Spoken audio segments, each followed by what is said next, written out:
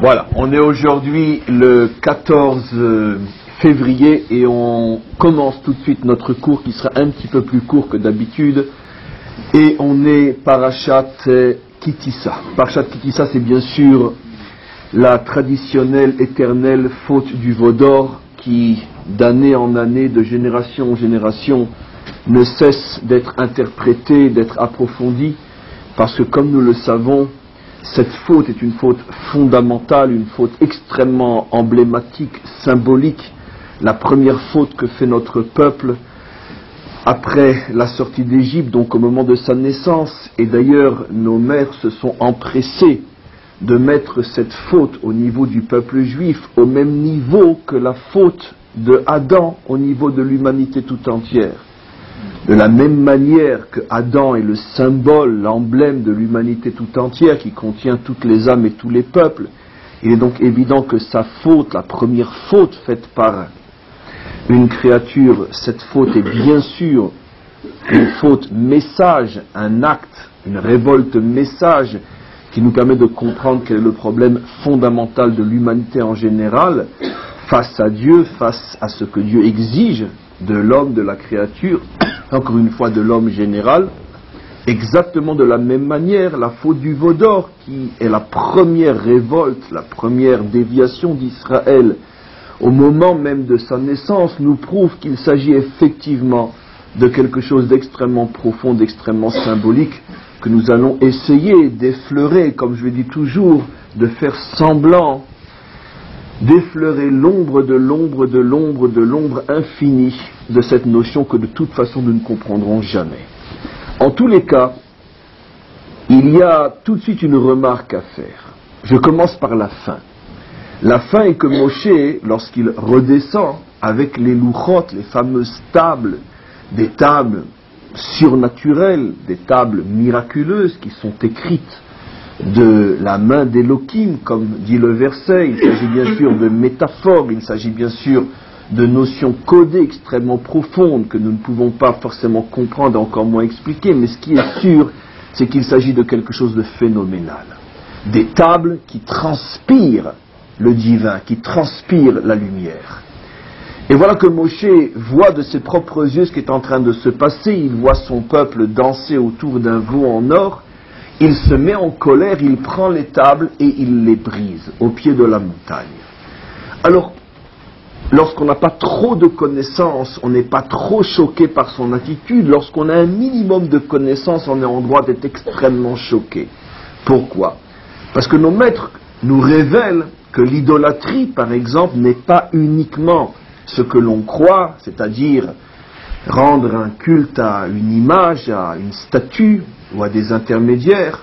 L'idolâtrie, c'est aussi des déviations morales qui n'ont rien à voir avec le culte en tant que tel, mais des déviations morales que nos maîtres considèrent comme faisant partie de la famille de l'idolâtrie.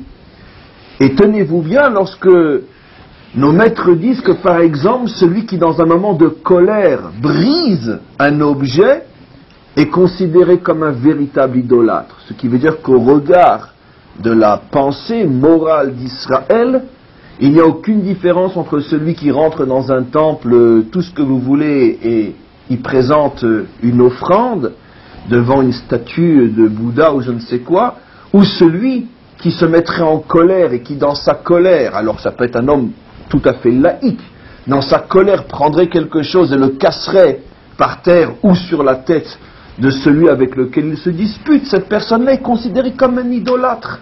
Alors c'est bien sûr pas un cours sur l'idolâtrie liée à la colère que je propose, mais simplement, fort de cet enseignement, je ne comprends plus ce que nous dit la Torah. Comment est-il possible que dans un moment de colère, Moshe ait pris les tables de la loi et les a cassées?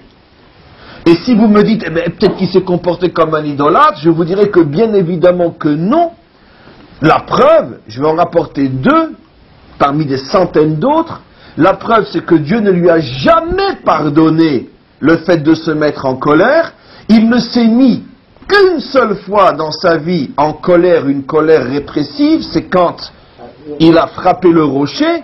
Une fois il a eu une déviation de colère, tout de suite ça lui a été compté, et il a beau avoir prié 515 prières pour faire annuler le décret qui l'empêchait de rentrer, le décret n'a pas été annulé, il est mort dans le désert. Donc première preuve comme quoi si dans notre cas c'était, oui, un acte de colère réprimandable, Dieu l'aurait fait, or il ne l'a pas fait. Mais plus important encore, d'après notre tradition, le dernier verset de la Torah, sans rentrer dans les détails pourquoi et comment, pour ceux qui sont intéressés, vous verrez le dernier Rashi de la Torah sur le dernier verset de la Torah. Rashi met en évidence que Dieu a toujours remercié Moshe d'avoir brisé les tables de la loi. Donc il ne peut pas s'agir d'un acte de colère.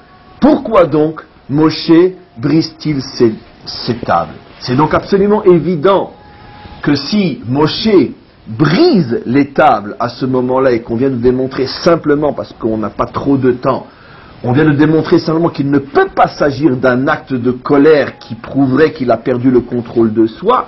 Il est donc clair que dans cet acte-là, il y a un message. Moshe veut faire comprendre quelque chose, et certainement le quelque chose qu'il veut faire comprendre est lié au problème du veau d'or, puisque c'est comme si Moshe, à ce moment-là, sa réaction était que puisque vous avez fait le veau d'or, donc pour pouvoir d'une certaine manière commencer à réparer, il faut que je brise les tables. C'est ce qu'on va essayer de comprendre, quel peut être le lien entre la brisure des tables, qui encore une fois n'a rien à voir avec un acte de colère, et le veau d'or.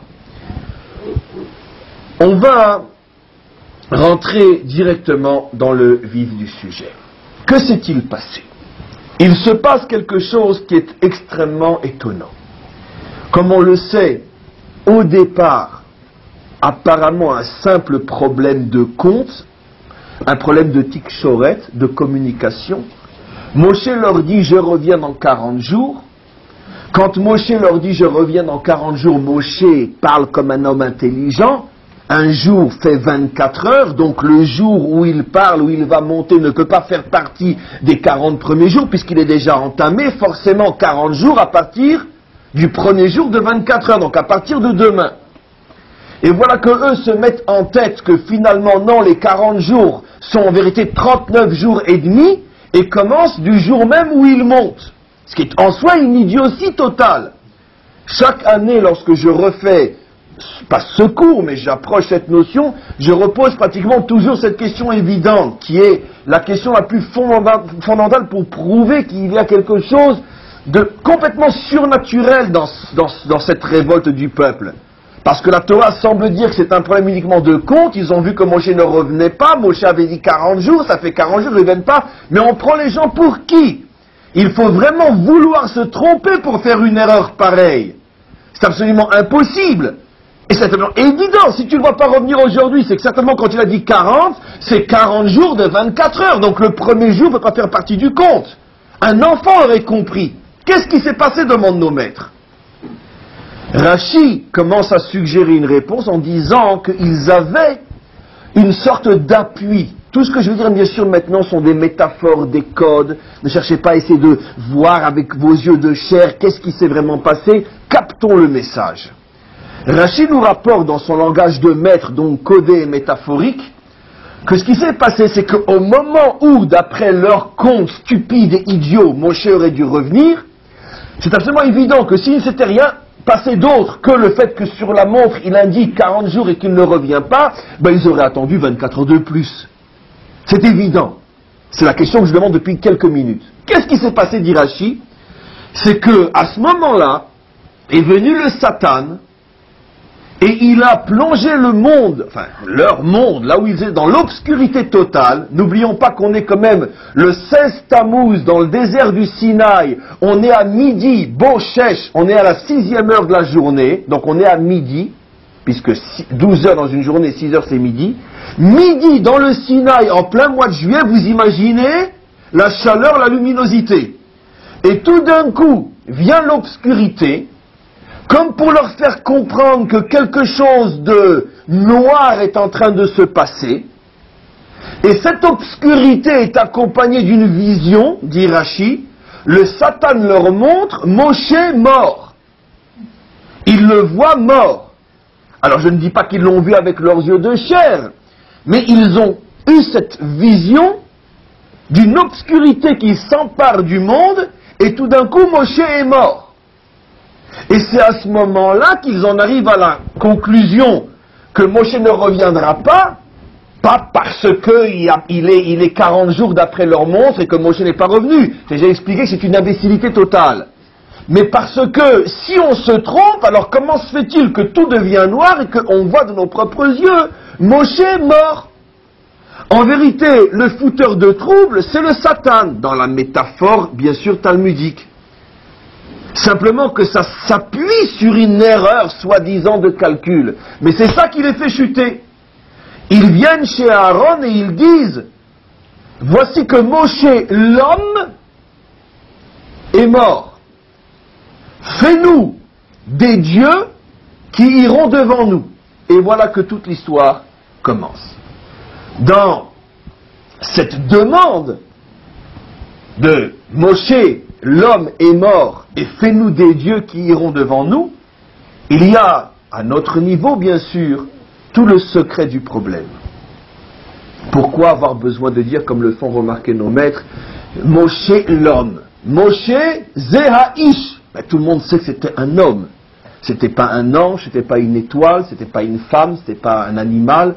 Donc c'est évident que tout celui qui a un minimum de sensibilité lorsqu'il lit la Torah s'étonne de cette précision stupide dans le verset Moshe Haïsh. Et bien sûr Moshe Haïsh. Et donc il y a ici bien sûr une intention. L'intention est de mettre le doigt sur ce qu'ils ont compris comme étant le problème. Leur interprétation. Moshe est mort parce qu'il n'est qu'un homme. Moshe n'est pas revenu parce que finalement, il n'est qu'un homme. Et on ne peut pas s'attacher à Dieu au travers d'un homme. On a besoin de quelque chose qui est solide, immortel, qui ne bouge pas.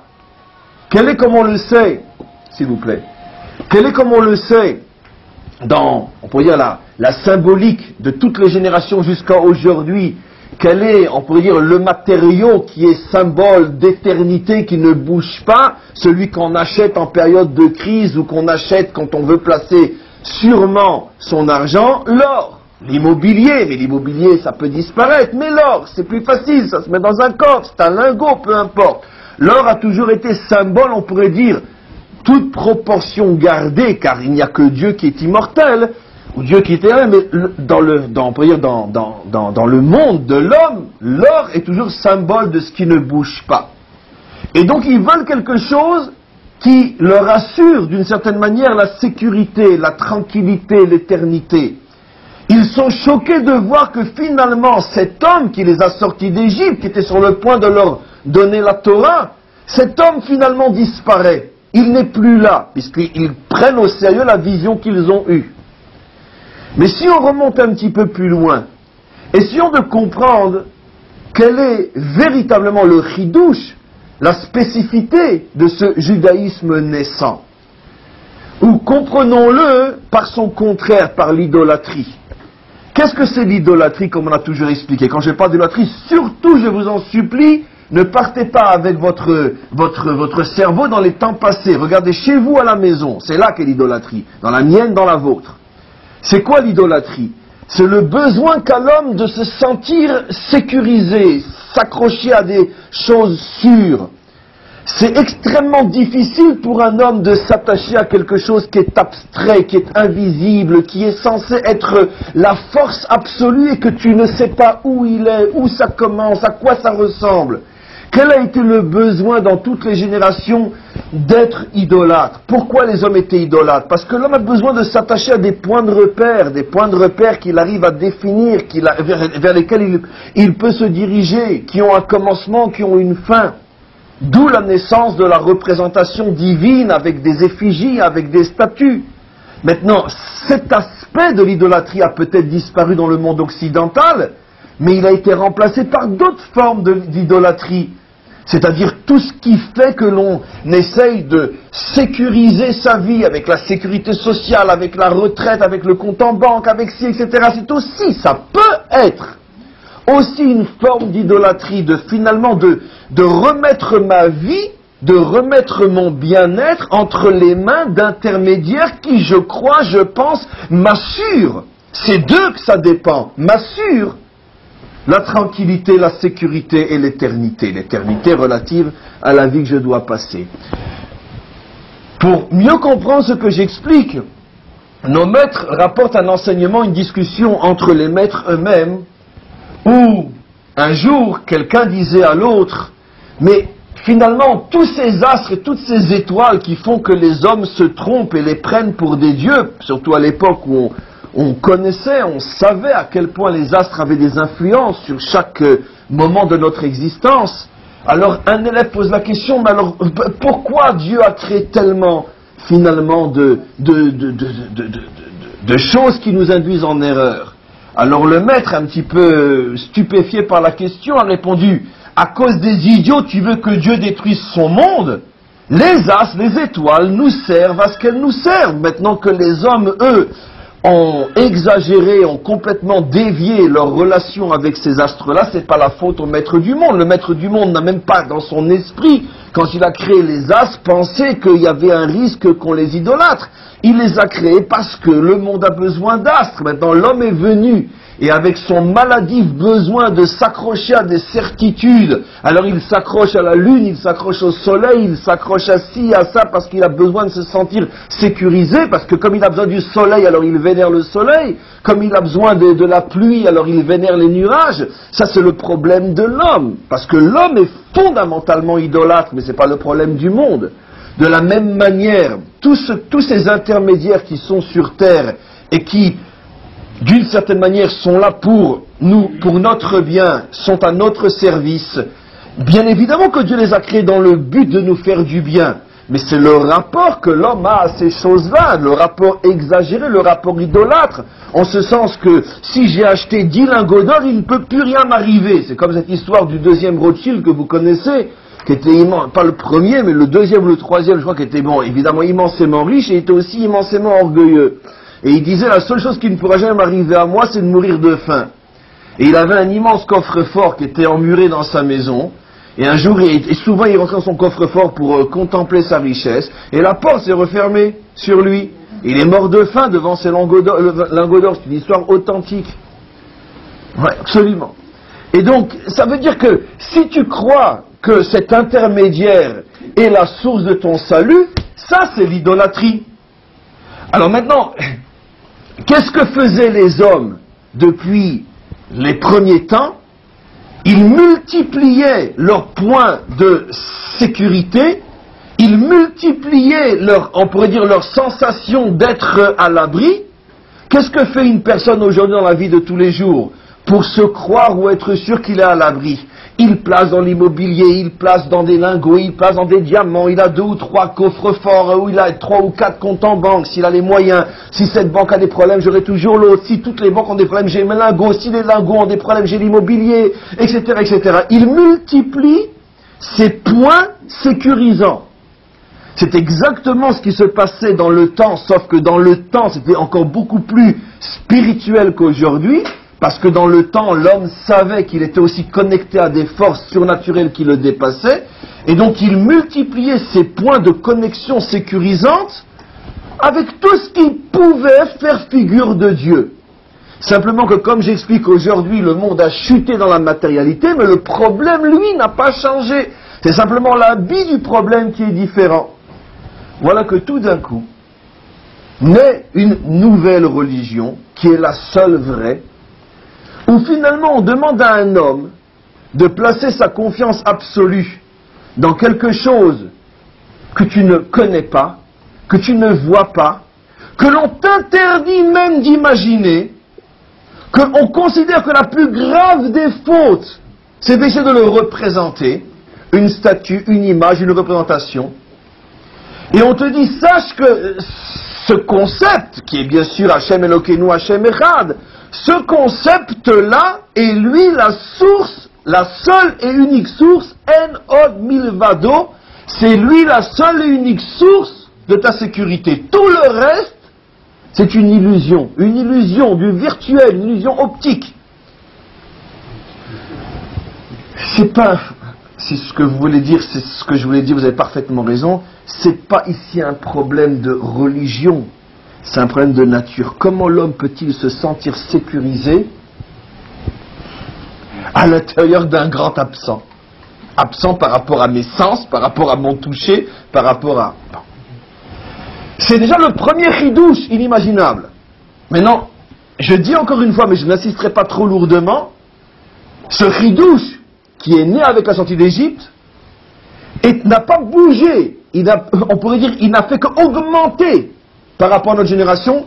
Je vous affirme, c'est encore plus dur pour nous aujourd'hui d'être de vrais juifs que ça l'était il y a 3500 ans. Pourquoi?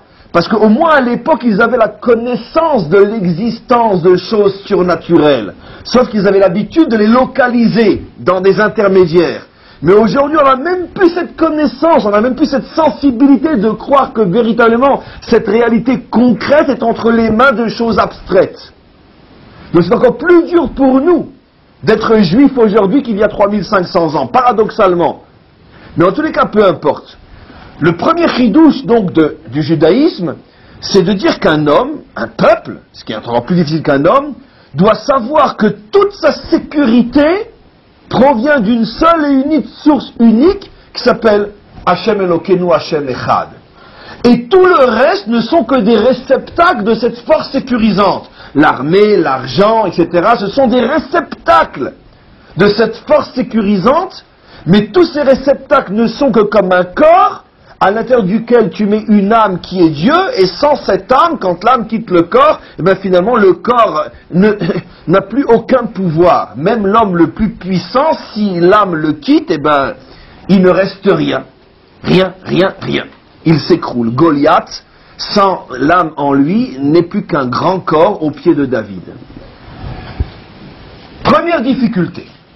Deuxième difficulté, et ça va être le grand problème d'Israël, c'est pour ça que nos maîtres, pour ceux qui sont intéressés, regardez sur place et vous verrez, nos maîtres expliquent et prouvent qu'en vérité la faute du veau d'or n'était pas un acte d'idolâtrie contre Dieu, mais contre un intermédiaire de Dieu qui était Moshe. Et j'explique. C'était déjà extrêmement difficile pour Israël d'accepter, surtout dans un monde où tout le monde s'accrochait à des points de sécurité visibles et concrets, c'était extrêmement difficile pour ce peuple-là d'admettre qu'il faut suivre Dieu dans un désert. Regardez la première épreuve, peut-être la plus grande de tous, dans un désert. Pourquoi Dieu nous sort dans le désert? Pourquoi? Mais parce que justement, il veut nous déstabiliser complètement. Tous les points de repère que peut avoir un peuple, un endroit où installer sa maison, de l'eau, de l'ombre, de l'espace vital et viable, tout ça nous est enlevé dans le désert, puisque par définition, le désert, comme son nom l'indique, est l'endroit où on ne peut pas y vivre et s'y installer et fonder quoi que ce soit, puisque rien n'y pousse et rien ne se prête à l'existence humaine. Ce n'est pas par hasard que Dieu, finalement, veut nous aider à faire l'expérience de ce qu'il est et de ce qu'il nous apporte, précisément dans l'endroit où l'homme perd tous ses points de repère. Et qu'est-ce que va faire Dieu? Encore une fois, n'essayez pas d'imaginer avec nos yeux de chair, parce que nous n'y étions pas et nous ne savons pas ce qui s'est passé. Mais captons le message. Qu'est-ce que fait Hachem? Il comble aux besoins de nourriture, la manne, il comble aux besoins d'eau, l'eau qui sort du rocher, il comble aux problèmes de chaleur et de trucs, et ça avec les nuées. Bekitsour, peu importe ce qui s'est passé, mais sûr et certain ce qui s'est passé, c'est que toute leur angoisse avec un pluriel, tout a disparu lorsqu'ils se sont rendus compte que finalement, lorsque l'homme s'attache à la véritable source, même dans l'endroit de l'impossibilité peut se produire le miracle, qui devient finalement pour eux leur quotidien. C'est même plus un miracle, puisque pendant 40 ans ils vivent comme ça. Mes amis, j'ouvre juste une parenthèse. Par respect pour l'intelligence. Quand on regarde ce texte-là, ouais, bon, allez, encore, la religion, la manne, machin, etc. Bon, très bien, allez, d'accord. Je vais vous poser une autre question. Dites-moi, mes amis, il y a 2000 ans, lorsqu'on était une nation mise à genoux, ruinée, éparpillée aux quatre coins de la terre, au milieu des peuples les plus sauvages, les plus barbares, qui nous ont prouvé pendant des millénaires ce dont ils sont capables. Si on avait dit à cette époque-là qu'on reviendrait et qu'on formerait très vite l'une des 2, 3, 4 puissances, et peut-être demain la première, sur le plan économique, militaire et autres, on lui dit, donc vous rêvez, ça? Oui, mais comment, avec quoi? On va avoir la manne, on va avoir l'eau, où on va trouver les tanks, les protecteurs, les protections, où, quand, quoi? Mais mes amis, je vous en supplie, celui qui parmi nous ne croit pas que la manne est descendue dans le désert, je ne dirais pas qu'il est athée. C'est quelque chose qui va choquer beaucoup. Mais c'est mon style à moi, excusez-moi. Je dirais que c'est tout simplement un crétin. Pourquoi? Mais toi, je comprends pas. Mais la manne dans le désert pendant 40 ans, c'est rien par rapport à la survie d'un peuple pendant 2000 ans. Au milieu de ces fous de cosaques ou de croisés ou de je ne sais quoi. Mais qu'est-ce que c'est la manne par rapport à ça? Qu'est-ce que c'est? Comment qu'on s'en est sorti? Comment qu'on a traversé ce que les prophètes appellent le désert des peuples? Vous me parlez de 40 ans, je vous parle de 2000 ans. C'est la même chose. Mais il y a ce que quand on le vit, qu'on se rend compte qu'effectivement, oui. Mais alors, comment qu'on s'en est sorti? C'est un miracle. Quelqu'un peut expliquer logiquement comment qu'on s'en est sorti? Quelqu'un peut expliquer comment ce désert, qui est l'endroit dans lequel on vit aujourd'hui, il y a seulement 60, 70 ans, 80 années, comment ce désert est devenu ce qui est devenu? Oui, parce que les Juifs sont intelligents, ils sont forts, ils sont travailleurs. Je ne répondrai pas à une grossièreté pareille. Parce que c'est plus de la religion, c'est de la stupidité. De limiter une question comme je pose à une réponse aussi nulle. C'est de la mauvaise foi. C'est clair que c'est complètement invraisemblable, surnaturel, impossible, du jamais vu dans l'histoire.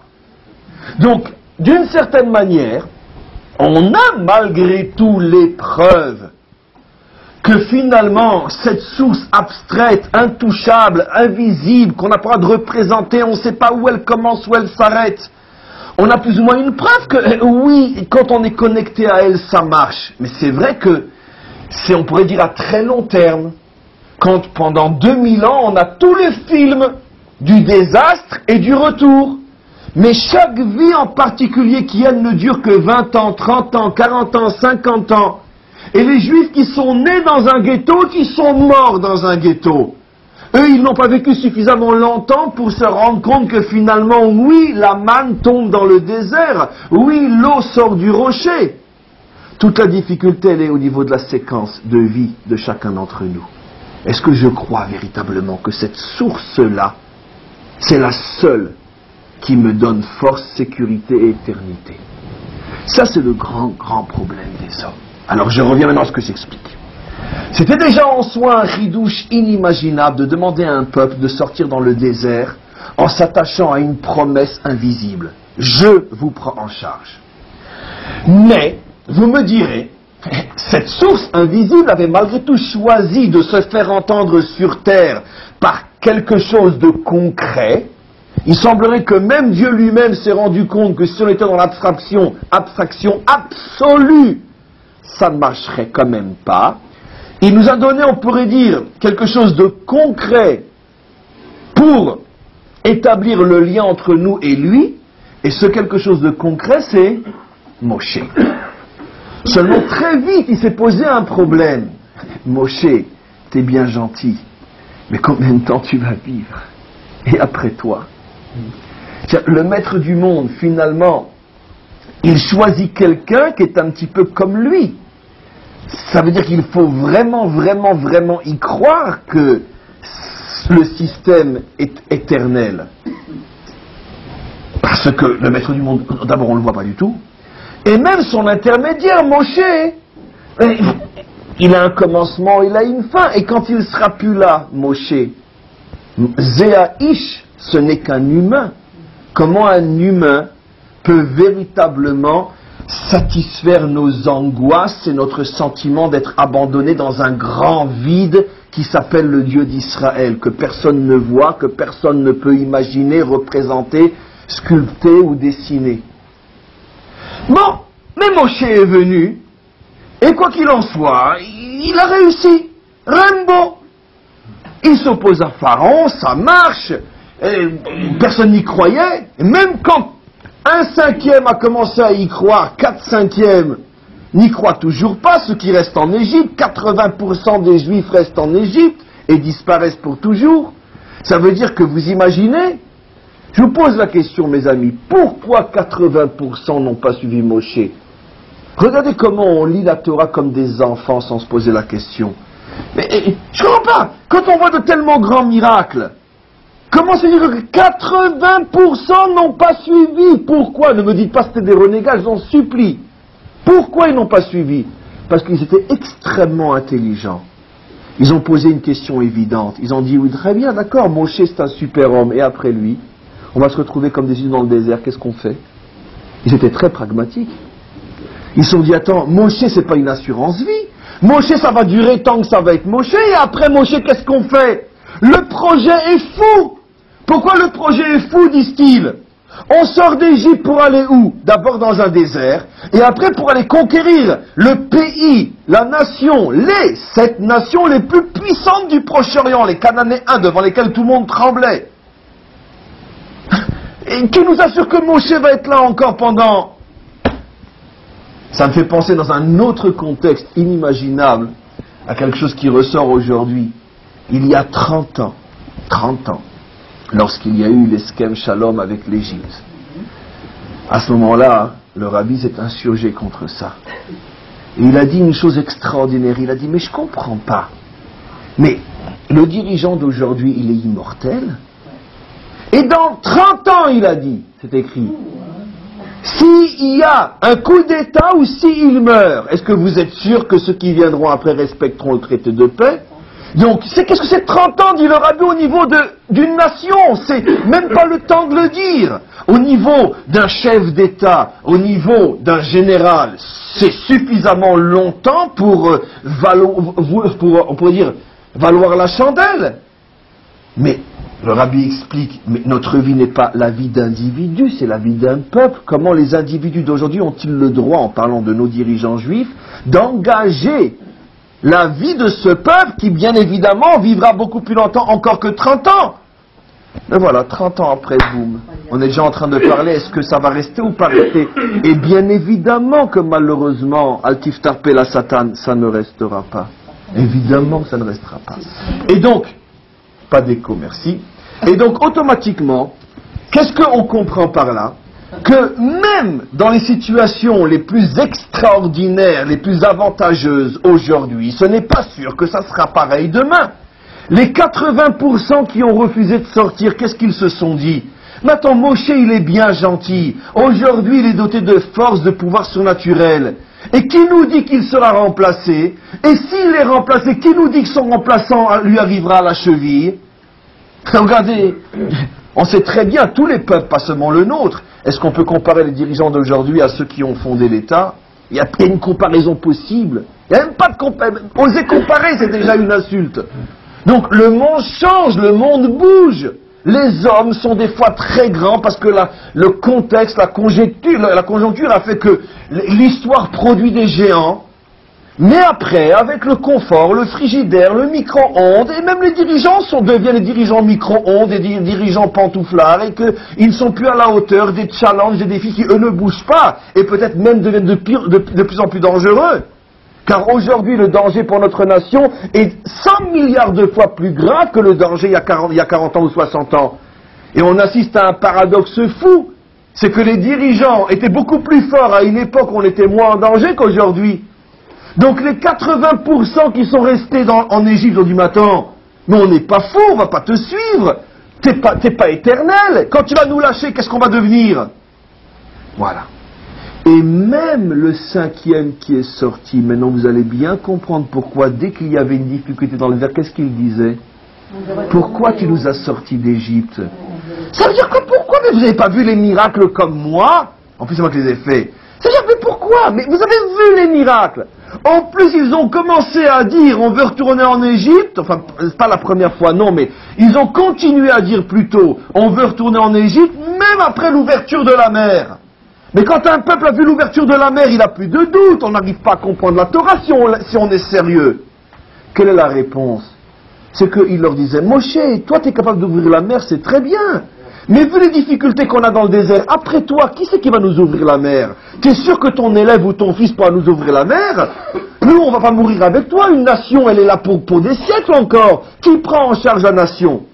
Donc il y avait, si vous voulez, dans le peuple juif, une sorte d'inquiétude énorme. Mais qu'est-ce qu'on va devenir? Et cette inquiétude-là ne les laissait pas dormir. Un Dieu qu'on ne voit pas, un serviteur qui demain, et aujourd'hui est là, demain il est sous terre. Mais qu'est-ce qu'on va devenir? Eh bien, ils étaient tellement paniqués que, avec une erreur stupide qu'un enfant n'aurait pas fait, tout a dérapé. Donnons un exemple simple, dites-moi mes amis. Si, quand on a une grande angoisse, on commence à se faire des films, que tout d'un coup peut-être quelqu'un, un voleur, va rentrer dans la maison. Dès qu'on entend un bruit, même un bruit du chat qui passe au-dessus de... On commence à avoir peur. Pourquoi? Ou si on voit une ombre, on imagine que... Parce qu'on se fait tellement un film qu'on est en danger, qu'on voit l'ombre comme étant un homme, et on entend le bruit du chat comme étant un voleur qui ouvre la porte. Le fait qu'ils ont pu se tromper sur une erreur tellement stupide prouve qu'ils étaient dans un état de peur, d'angoisse, d'inquiétude, qu'en vérité, leur situation psychologique a créé la peau de banane qui a fait que pour une erreur tellement stupide de se tromper d'un jour, alors que c'était évident que leur calcul était faux, ils ont dérapé. C'est ça ce que nous dit en vérité nos maîtres. Le Satan est venu, il a mis tout dans l'obscurité et ils ont vu Moshe mort. Je décode pour des gens maintenant intelligents. Ça veut dire quoi? Eh bien de la même manière que quand tu es dans ta chambre, et puis parce que tu viens de voir un film de Hitchcock, tu n'arrives pas à dormir, et quand tout d'un coup tu entends du bruit, ce n'est que le bruit du chat qui est au-dessus de ta chambre que tu entends depuis 20 ans. Mais que tu n'as jamais été interprété autrement que comme étant le bruit d'un chat, le chat du voisin. Mais comme tu viens de voir un film d'Hitchcock, tout d'un coup tu es en train de t'imaginer, tu es en train de voir tout d'un coup un voleur monstrueux rentrer chez toi. C'est ça ce que nous disent nos maîtres, que le Satan leur a montré, etc. Ils se sont fait des films parce que c'était leur angoisse, et dès qu'ils ont eu un minimum de preuves stupides qu'ils avaient raison d'être angoissés, ils ont foncé dedans. Qu'est-ce que la Torah nous montre ici? Une chose extraordinaire. 2 leçons. Première leçon qui est fabuleuse, mes amis, 99,9% de nos problèmes, c'est nous et nos angoisses et notre bêtise qui les créons. On a des angoisses, on a des problèmes, on a des inquiétudes, on a des peurs, et on se fait des films tout seul et on se crée des problèmes. L'homme est, on pourrait dire, le propre producteur de ces Hitchcock. Et il transforme la réalité en ses fantasmes. Je ne sais pas si je l'ai bien dit en français, vous m'avez compris. Ça veut dire que la réalité devient le réceptacle, l'expression de ses fantasmes. Tu as tellement peur qu'il va se passer ou qu'il se passe là que finalement tu finis par le voir. Ils ont vu Moshe mort. Ça veut dire quoi, ils ont vu Moshe mort? C'était pas des prophètes. C'est-à-dire que leur angoisse que Moshe va mourir est devenue une réalité. Quand tu veux voir quelqu'un de méchant, même s'il ne l'est pas, tu le verras méchant. Quand tu veux voir un voleur, tu vas croire que le chat est un voleur. Et ça, disent nos maîtres, c'est la pire des fautes. Il y a suffisamment de sujets, de bonnes raisons d'avoir des problèmes sur Terre, mais en plus tu t'en crées, alors ça c'est impardonnable. La faute du veau d'or est l'expression même de la faute créée.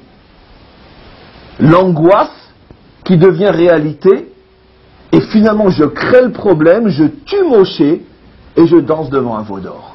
Moshe le pauvre, il n'a rien fait. Comment?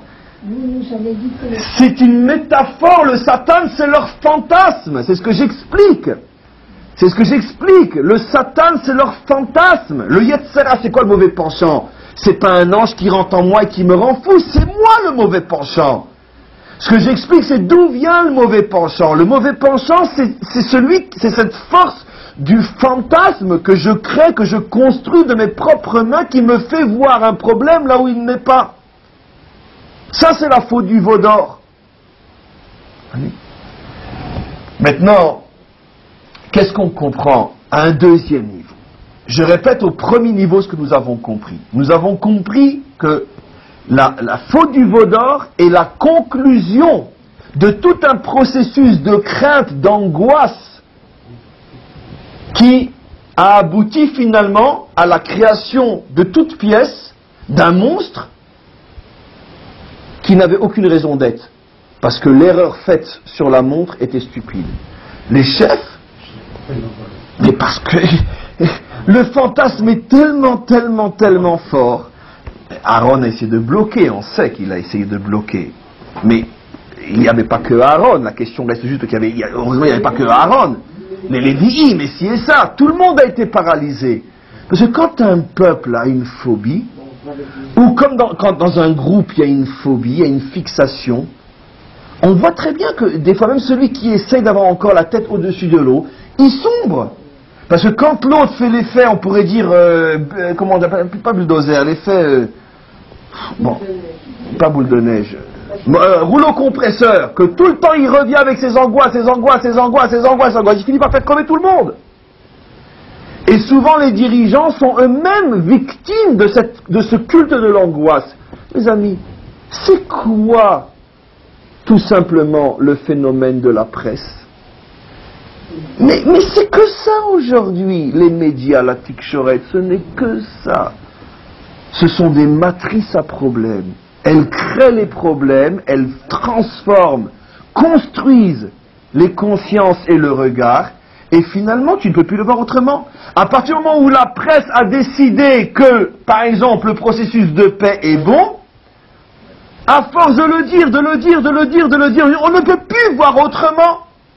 Et si la presse décide que sauter du 15e étage c'est bien, et bien si elle a les moyens de le faire, je parle les moyens, suffisamment d'argent de journaux et de journalistes, je vous affirme que vous verrez dans les pays les gens se jeter du 15e étage. Mais surtout pas, c'est absolument impossible, j'en supplie. Parce que on fait ce qu'on veut, on crée ce qu'on veut, et on produit ce qu'on veut. C'est qu'une question de continuer.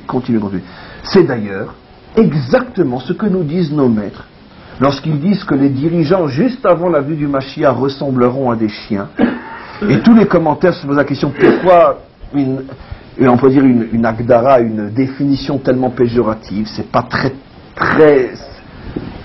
l'habitude, c'est pas l'habitude des maîtres d'Israël de donner, on pourrait dire, des définitions à ce point choquantes. Pourquoi tous les dirigeants sont comme des chiens? Le Talmud est beaucoup trop nuancé pour parler un langage à ce point englobant. Et les commentaires ont donné une explication fabuleuse. Chien, c'est pas dans le sens tu n'es qu'un sale chien. Chien, c'est dans le sens de la nature du chien. Qu'est-ce que c'est un chien? Le maître jette quelque chose loin devant lui. Le chien se met à courir au devant du maître. Mais qu'est-ce qu'il fait toutes les 5 minutes? Il se retourne pour voir si son maître est derrière. Sondage. Les dirigeants ne dirigent plus. Ils sont comme des chiens. Ils ne s'occupent que de ce qui intéresse ceux qui les ont amenés au pouvoir. Ce qui veut dire qu'ils ne dirigent plus, ils sont dirigés. Par l'argent, par les groupes, par les influences, et plus que tout, et en premier lieu, par la presse. Si je fais ça, comment je vais apparaître dans les journaux? C'est pour ça que le seul pouvoir aujourd'hui dans tous les pays où il y a une presse, le seul pouvoir finalement, c'est la presse. C'est-à-dire que qu'est-ce que font les dictateurs? La première chose qu'ils prennent en main, c'est la presse. Et qu'est-ce que font les démocraties? La première chose qu'ils prennent en main, c'est la presse. Seulement, dans les pays avec un dictateur, on la prend de manière qui est violente. Et dans les autres, on la prend avec l'argent. C'est pareil, on met des gens à soi avec l'argent et le journal appartient à quelqu'un qui de toute façon est de telle tendance politique. Mais c'est la même notion. Le dirigeant ne peut diriger que s'il a la presse avec lui. C'est ce que nos maîtres avaient vu il y a 2000 ans, ce sont tous des chiens. Leur maître, c'est le journal. Et tout ce que cela signifie. Donc on voit que finalement, traduit en termes de notre modernité, cette faute du veau d'or est véritablement une faute qui traverse l'histoire. D'ailleurs, Rachi sur place le dit, que cette faute-là accompagne Israël de génération en génération jusqu'à la délivrance finale. Quand on dit qu'elle accompagne Israël, ce qui veut donc dire qu'elle accompagne l'humanité tout entière, fort du principe que Israël est le laboratoire de l'histoire humaine, ce qui se passe chez nous est l'expérience que de toute façon tout le monde vivra, a vécu ou vit déjà. Et donc, la Torah veut nous faire comprendre que finalement, le grand problème d'une nation, la faute d'une nation, c'est qu'elle se crée ses problèmes. Le problème, il est dans le cerveau. Tu te crées. Tu as une vision du monde qui fait que, selon ce que tu comprends, tu ressens, tu crois, tu vas décider comment tu vas vivre. Pour celui qui suit un petit peu ce qui se passe dans ce pays depuis quelques décennies, vous vous rendrez compte que ce n'est que ce problème. Ce n'est que ce problème. On est tellement angoissé de ce que les nations pensent de nous que tout un système politique de droite à gauche, avec toutes les nuances possibles et inimaginables, fonctionne depuis 60 ans sur qu'est-ce que diront les nations. Et ça va beaucoup, beaucoup plus loin que ça. J'ai déjà analysé et expliqué que dans le fond du fond, notre jeune nation est née, on pourrait dire, d'une erreur fondamentale que nous payons chaque jour davantage. C'est que dans la mémoire nationale, c'est inscrit quoi comme erreur? Nous existons grâce au vote de l'ONU. Et ça, c'est l'erreur fondamentale qui nous mine et nous ronge et nous détruit depuis 60 ans. Pourquoi? Puisque si nous existons grâce à eux, nous ne pouvons pas exister contre eux ou sans eux. Donc automatiquement, il faut que constamment notre politique, notre manière d'être soit réajustée en fonction d'eux. Mais qui s'est posé la question un jour, et peut-être que ça c'est complètement faux après tout, mais est-ce que c'est sûr qu'on existe grâce à eux? Et si on prenait la prise, on l'enlevait de la mauvaise prise, et on la rebranchait dans la bonne prise? Mais non, on existe grâce quoi? Grâce à Dieu, grâce à la Torah, grâce à toute cette histoire qui existe depuis fort fort longtemps et qui existait déjà à une époque où les ancêtres de l'ONU étaient encore dans des cavernes. On existait de nous déjà avec notre parchemin et notre contrat en main. Et c'est évident que si on se branchait à la bonne prise, toute notre vision du monde changerait. Donc vous voyez bien comment toute une histoire, finalement, n'est que le produit d'une vision du monde. Et la grande et terrible erreur, c'est de croire que c'est parce que ils nous demandent, mais ils nous demandent rien du tout. Eux font pression que parce qu'ils savent que nous avons déjà installé la pression à l'intérieur de nous. C'est exactement, encore une fois, le problème du veau d'or. Ce n'est pas parce que Moshe n'est pas revenu à temps qu'il y a eu la faute du veau d'or, car c'était absolument évident de comprendre qu'on était dans l'erreur. C'est parce que comme depuis la sortie d'Égypte, on vivait dans cette angoisse que Moshe peut-être va mourir et il ne sera pas remplacé, finalement la moindre erreur, tu as confondu le bruit du chat avec le voleur et tu as cru que Moshe était mort. C'est ça ce que la Torah nous montre. Combien il faut faire attention de ne pas croire, de ne pas confondre ce que tu vois, ce que tu entends, qui est parfois une réalité qui n'a rien à voir avec toi, avec ce que tu produis toi-même et que tu crois entendre et que tu crois voir. Et on pourrait dire que d'une certaine manière, tous les conflits entre les hommes sont liés à ce problème, tous les conflits entre les peuples, entre les nations, etc. Dans pratiquement, mes amis, 99,9% des cas, celui avec lequel je me dispute n'est que ce que je vois qu'il est. C'est-à-dire qu'il n'est pas ce que je vois, c'est moi qui le vois comme ça. Un jour, un des grands maîtres d'Israël qui était constamment poursuivi et attaqué et critiqué, etc., et qu'on avait inventé sur lui je ne sais combien de fables et de fabulations, a dit un jour à ses élèves: si celui qu'il décrive existait vraiment, je serais le premier à me battre contre lui. Le problème, c'est que c'est pas moi. J'ai été créé de toutes pièces. Celui qu'il combat, ce n'est pas moi. Jamais on se pose la question quand il y a un conflit humain, mais est-ce que vraiment il est ce que je vois, ou c'est moi qui le vois comme ça? C'est très difficile de savoir. Parce que l'homme est, on pourrait dire, Meshuchat Be'atzmo, comment on dit Meshuchat Be'atzmo, il est acheté à sa propre cause. On est le premier à ne pas se remettre en cause. Mais pourtant je l'ai entendu, je l'ai vu, il a fait. Est-ce que tu es sûr que tu as entendu ce qu'il a dit, ou tu as entendu ce que tu te préparais inconsciemment à entendre? On le sait très bien, c'est des efforts qui ont déjà été faits sur des groupes humains. On montre à 10 personnes la même image, il n'y en a pas un qui voit la même chose. Parce que chacun est préparé à voir cette chose-là d'autre manière. Plus encore, on fait voir à 10 personnes 10 films différents, et après on leur montre une image, et chacun va voir l'image qui correspond à la projection du film qu'il a vu. Donc personne n'a vu l'image. chacun a transposé les images qu'il a dans son cerveau, et l'image qu'on lui a présentée est suffisamment trompeuse pour qu'on puisse faire, sans s'en rendre compte, une association. On est tous terriblement en danger, mes amis. À chaque fois qu'on a un ennemi, il est peut-être notre ami. C'est nous qui voyons un ennemi. À chaque fois que nous voyons un ami aussi, il est peut-être un ennemi. Mais notre éducation, la presse, le contexte fait que on s'est persuadé qu'il est ami, et on le voit ami. Et si lui a l'intelligence de comprendre notre erreur, il va se servir de notre déformation pour nous attendre au bon moment et nous exterminer. Donc finalement, qu'est-ce que je suis en train d'expliquer? Que l'homme est prisonnier à l'intérieur de lui-même. Son premier véritable ennemi, ce sont ses propres conceptions et visions des choses.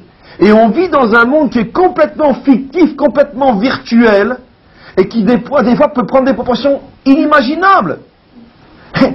Mes amis, est-ce que vous vous imaginez un seul instant que Hitler ne voyait pas les Juifs comme il les décrivait? Mais c'est absolument évident qu'il nous voyait comme il en parlait. Le problème, mais comment t'as fait pour arriver à une chose pareille? Comment t'as fait? Même si on est de loin pas le meilleur des peuples, on peut pas être à ce point comme tu en parlais. Comment tu as fait pour arriver à nous voir comme tu en parlais? Car je pense qu'on est tous suffisamment adultes pour savoir qu'il pensait sérieusement à ce qu'il disait. Sinon, il n'aurait pas été à ce point dangereux. Comment t'as fait pour arriver à ça alors que c'est pas possible? On peut pas être ça. Vous voyez jusqu'où va finalement l'illusion, le fantasme qui est dans l'homme? Ça peut prendre des proportions inimaginables. Je dirais, si déjà on doit parler des défauts d'Israël, que le défaut d'Israël, ça sera plutôt l'effet contraire. Il a tendance à angéliser le diable. Et c'est d'ailleurs exactement ce que la Torah nous dit. Ou ce que Rashi nous dit. Le Satan leur a montré Moshe mort. Et eux y ont cru. C'est-à-dire, ils ont cru qui? Ils ont fait confiance en qui? Dans le Satan. Et qu'est-ce que nous montre la Torah? C'est que la véritable mauvaise, dangereuse nature du juif, c'est qu'il peut avoir le Satan en face de lui et être persuadé qu'il lui veut son bien. Bien sûr, ça peut se terminer sur une pelouse devant une maison blanche, ça peut se terminer par énormément de choses. Le monde a aussi fait ce genre d'expérience il n'y a pas si longtemps. Demandez à Moubarak ce qu'il pense de l'ange qui est venu il y a 2 ans lui promettre l'éternité, l'amitié pour l'éternité, juste dans son pays, etc. Demandez-lui ce qu'il en pense aujourd'hui à Moubarak. Et donc, de là, on voit que le problème est vrai dans les deux sens. On peut prendre l'ange pour un démon, on peut prendre le démon pour un ange. La seule question qui reste, comment je peux être sûr et certain que je vois ce qui est vraiment en face de moi, dans le bien ou dans le mal? Alors, bien sûr, puisque c'est la première faute d'Israël, c'est absolument évident que la réponse, finalement, c'est l'histoire elle-même. Ça veut dire que cette première faute est là pour nous montrer ce que va être le kivoun, ce que va être la direction, ce que va être la mission d'Israël en tant que laboratoire des peuples. Arriver à réparer cette faute signifie tout simplement arriver à quoi? À enfin arriver un jour à une perception vraie de la réalité. Le bien, je le vois bien, et le mal, je le vois mal. Le vrai, je le vois vrai, le faux, je le vois faux. Je n'ai pas d'angoisse quand il n'y a pas lieu d'avoir des angoisses, et j'ai des craintes lorsqu'il y a lieu d'avoir des craintes. Et tout le problème de l'homme, c'est qu'encore une fois, je sais que je me répète, on a des craintes lorsqu'on ne devrait pas en avoir, on n'a pas de crainte lorsqu'on devrait oui en avoir, et selon l'expression des prophètes, malheur à celui qui transforme le doux en amer, l'amer en doux, le bien en mal, le mal en bien, l'obscurité en lumière et la lumière en obscurité. C'est ça la faute du veau d'or. Alors maintenant, et je termine juste, parce que c'était la question du départ. Alors pourquoi Moshe a-t-il cassé les tables? Là aussi, et en plus, le dernier verset de toute la Torah, avec son dernier Rashi de toute la Torah, met en évidence le fait que Dieu, avant que Moshe ne quitte ce monde, l'a remercié d'avoir brisé les tables. Parce qu'il y a des fois dans l'existence où quand on sent que finalement l'illusion s'est installée dans l'âme et dans les consciences, il n'y a pas d'autre choix que de tout briser. Tu ne peux plus réparer, c'est fini. On casse tout. La Torah nous montre que des fois, la brisure est une réparation. Pourquoi? Parce que l'illusion, le fantasme, c'est quelque chose qui est terrible. Et des fois, pour secouer une personne, il n'y a pas d'autre choix que de briser. Et quand tu as brisé, elle peut prendre conscience. Ça veut dire, c'est tout le phénomène, on pourrait dire, de la remontrance, le phénomène de la punition, le phénomène de secouer. La Torah nous apprend d'une certaine manière que quand le fantasme a pris d'assaut une personne et qu'une personne s'est installée dans le fantasme, la seule possibilité de l'en sortir, c'est de le secouer très fort. Tu ne pourras pas avec des discussions, tu ne pourras pas avec des promesses, tu ne pourras pas avec aller. Non, il faut casser. Si tu casses, tu sauves. Si tu ne casses pas, tu ne sauves pas. C'est ça toute la difficulté dans l'existence, surtout quand c'est au niveau d'une nation. Aujourd'hui, comment se sortir de toute cette situation dans laquelle le monde se trouve? Qui a le courage? Allez, on casse tout! Si le monde, l'Europe avait eu ce courage quand c'était encore temps, à l'époque de Chamberlain ou d'autres, de casser à ce moment-là, arrêtons l'illusion. On n'en serait pas à 50 millions. Le problème, c'est que c'est très dur de savoir quand il faut casser. Il y en a un sur terre qui est arrivé. C'était Moshe. Et c'était pas facile. C'était les tables de la loi. Il a compris qu'il fallait casser. Et donc, de là, on apprend que finalement, toute la difficulté et toute l'histoire du monde et l'histoire de chacun d'entre nous tourne autour de ce problème. Savoir d'une part, comme je l'ai dit, que 99% de nos problèmes sont finalement le fruit de nos propres folies. Et deuxièmement, savoir que toutes les brisures que l'on rencontre dans son existence sont autant de remèdes, autant de troufottes, autant de médicaments qui nous aident à prendre conscience à quel point on faisait fausse route sur la route de nos fantasmes et de nos illusions. C'est pour ça que le peuple juif a eu tellement de brisures, 2 temples, 4 exils, tant de souffrances. Parce que nous sommes le peuple qui est constamment brisé, parce que Dieu a décidé de ne jamais nous laisser partir dans le décor de l'illusion. Et à chaque fois que Dieu sent qu'on lui échappe et que ça y est, on risque de, comme tous les peuples, partir dans l'illusion et arriver dans un musée, qu'est-ce qu'il fait? Il casse tout. L'acte de Moshe est le symbole de l'histoire d'Israël. Je ne vous laisserai pas partir dans l'illusion. 1 temple, 2 temples, 1 exil, 2 exils, 3 exils, 4 exils, 1 guerre, 2 guerres, 3 guerres, 5 guerres. Non, je ne vous laisserai pas partir dans le décor. Parce que sur le moment, ça glisse bien, mais ça finit où? Dans un musée de cire. Et je ne vous laisserai pas rejoindre ce musée, mon peuple. Vous resterez mon peuple au prix de toutes les brisures possibles et inimaginables. Car en fin de compte, le maître du monde sait que ce qui nous attend, c'est bien sûr la réparation totale après la brisure, et la réparation, bien sûr, s'appelle la délivrance finale. Amen. Vechen Yeh Ratzon.